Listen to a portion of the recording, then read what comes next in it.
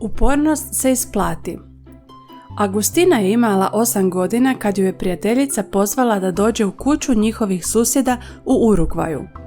Teta Marita priča odlične biblijske izvještaje svakog petka na večer, rekla je prijateljica. Trebaš doći.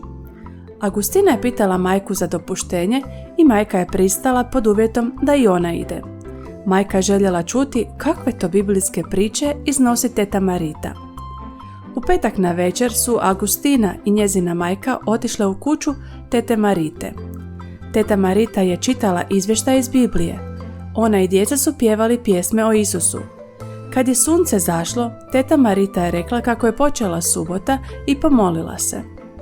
Agustini se svidio sastanak i molila je majku da je pusti i sljedeći put. Majka je išla s Augustinom i sljedećeg petka. Opet je teta Marita čitala izvještaj iz Biblije. Ona i djeca su pjevali pjesme o Isusu.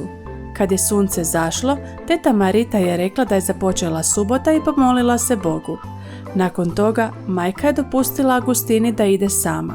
Ubrzo je Agustina saznala da teta Marita svake subote ide u malu adventističku crkvu, koja se nalazi nekoliko ulica od njezine kuće. Pitala je majku za dopuštenje da ide s tetom Maritom u crkvu i majka je odobrila. Subota je Agustini postala najdraži dan u tjednu. Bila je oduševljena započinjati subotu biblijskim događajem, pjesmom i molitvom u domu tete Marite svakog petka na večer. U subotu ujutro je s radošću iskočila iz kreveta kako bi išla u crkvu s tetom Maritom. U crkvi je Agustina zavoljela subotnju školu.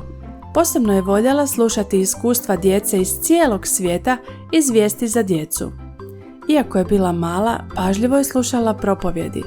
One su bile njezin najdraži dio bogoslužja. Što je više čitala Bibliju, više je upoznavala Isusa i njegovu ljubav. Odlučila je predati svoje srce Isusu i krstiti se. Ubrzo joj je netko rekao kako u Urugvaju postoji adventistička škola. Agustina je željela pohađati tu školu, ali njezina majka je rekla da je državna škola bolja, jer je besplatna. Agustina nije odustajala. Molila se mjesecima da ide u adventističku školu. Tada je njezina crkva sudjelovala u posebnih 10 dana molitve s crkvama iz cijelog svijeta. Agustina je ustrajno molila. Nakon 10 dana majka je pristala poslati Agustinu u adventističku školu. Agustina je bila presretna. Bog je odgovorio na njezine molitve. Bog je također pomogao majci da pronađe novac za školarinu. Za Agustinu se upornost isplatila.